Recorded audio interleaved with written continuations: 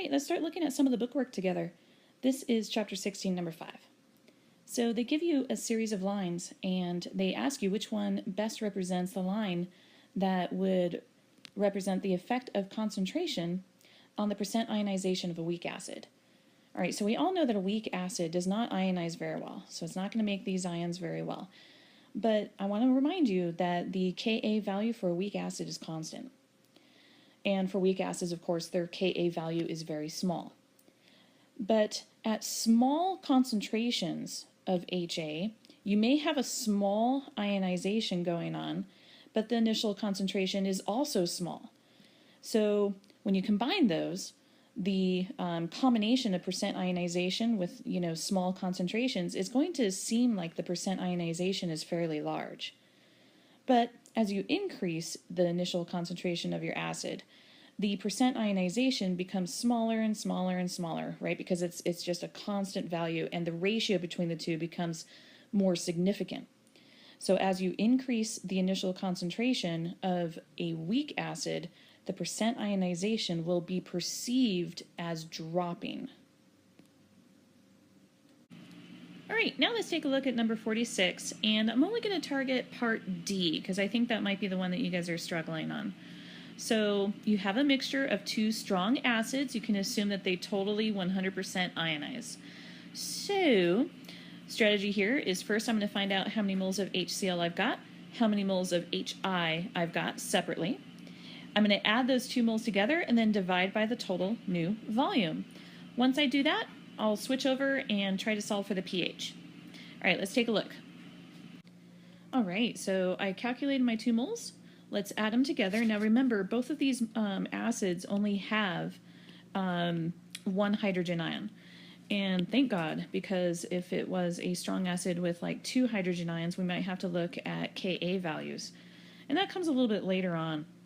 So I'm going to take the 0.01 moles of the HCl, and I'll add it to the 0.015 moles of the HI.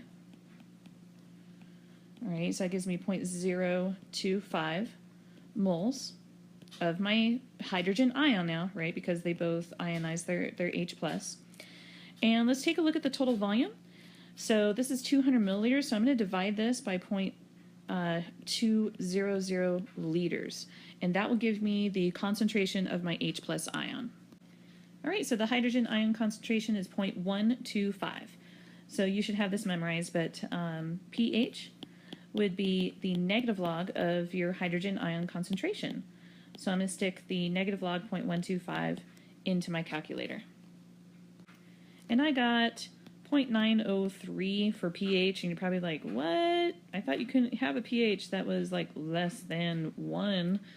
I know. So wait a minute. Haha, I see a mistake. Okay, that's supposed to be 0.020, and this one's supposed to be 0.010. My bad. All right, recalculate. Okay. So yeah, it's actually 0.0025 moles of H+. My bad. It's always good to check your work, right? All right, so that changes this a little bit to 0.0125 molar. Okay, so let's stick that in and see what we get. Huzzah! All right, we got a pH of about 1.9. There we go. That sounds a little bit better, right? All right, we're going to switch it up a little bit and switch over to your POGIL assignment for strength of acids. So there was a student who was asking some questions in here, and I thought I should clarify just a little bit. So in question number 5, it says which atom gains an electron and which atom loses their electron. And I know at first when you look, it doesn't seem quite obvious. So I totally get your misconception, or I mean your question here. So the thing that you have to realize is that when this particular bond is broken, you need to ask yourself, where are those electrons going? All right, so you've got a bond, an ionic bond between, well, polar actually, polar bond between your hydrogen and your chlorine. And when hydrogen goes to this water, look at this water. He's already happy and satisfied. You see how he has an octet? 1, 2, 3, 4, 5, 6, 7, 8. So he really doesn't want to move around his electrons anymore. So when that hydrogen comes over, does he need to bring an electron with him? The answer there is no. He does not need to bring his electron with him. When this bond is severed, the electron that they're sharing here stays on the chlorine. Okay? Now, chlorine is not meant to have an octet, but when it does have an octet, that's technically the chloride ion, correct? So hydrogen technically is losing his one electron to join up and create the H3O plus ion, and the chloride ion has a negative charge. So hydrogen lost an electron, and chlorine technically gained that electron. All right, in question 6, it's asking what would be the effect of, what would you expect to happen to an acid if the ion right here became highly electronegative. So the question reads like this. If the atom receiving the electron, which was chlorine, was more electronegative, would you expect the acid to be stronger or weaker? So the chlorine right here, it's fairly electronegative. You can look at its placement on the periodic table. But let's pretend we go to an extreme. Let's pretend that we talk about the fluorine ion. Okay, fluorine turns into fluoride. Okay, hydrofluoric acid, if you want to talk about that. Now, it is a misnomer that hydrofluoric acid, because it's so highly reactive, must be a really strong acid. That's not the case. The fluoride ion is highly electronegative and it really wants an electron. So if it really wants an electron, it's going to create a very strong bond with, for example, a hydrogen who says, hey, I've got this electron, yo. So fluorine wants that electron, so it becomes the fluoride ion. Do you really think he's going to want to let go of that hydrogen and ionize and just let that hydrogen go? Let's think about that. So the fluoride ion becomes wicked stable as long as it has that electron on him. So with the addition of the extra electron, that stabilizes your fluorine.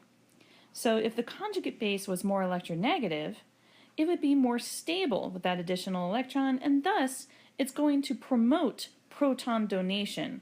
In other words, protons are going to be sticking to the, in other words, this concentration guy right here is going to become higher, therefore making it definitely a stronger acid. Okay, continuing on to POGIL question number 23. So look at the model 4, and it does show that the polarity of the OH bond does change whenever the center atom changes.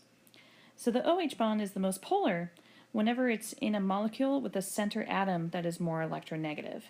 So the perchloric acid ion would exhibit the higher electronegativity and therefore has a stronger H. And finally, in the POGIL, let's look at number 30. So when more oxygen atoms are added to the molecule, the electrons in the center, in the entire molecule, are attracted to that center atom inside of it, creating a more polar OH bond on the outside. So more oxygen atoms creates a more polarized center atom, creating a stronger OH bond, a more polar OH bond, therefore a stronger acid. So what I did is I organized each of the Ka values by order of strength. So the strongest is on the left, and that corresponds with the one that has the most oxygens, and the weakest is on the right, and that corresponds with the least amount of oxygens. All right, now let's take a look at number 31, part A. So you had to figure out what the Lewis structure was for phosphoric, phosphorus, and hypophosphorus acid. So I hope this wasn't too bad for you, but basically the center atom is going to be that phosphorus, and then you got to figure out how to attach the oxygens and the hydrogens. But one of the things that you should notice is that on phosphoric acid, you have 3 OH bonds. And on phosphorus, you only have 2. And then on hypophosphorus acid, you only have one. So not all of the hydrogens can ionize in any particular acid. So in part B, they say explain, using the concepts of molecular structure, why phosphorus acid and hypophosphorus acid are not triprotic acids. So only the hydrogen atoms that are bonded to the highly electronegative oxygen atom in these molecules will be donated in an acid-base reaction. The hydrogen atoms that are bonded directly to that phosphorus in the center will not be donated. The bonds between P and H are not polar and are stronger than the OH bonds. So the pH bonds are strong enough to prevent ionization with that H atom.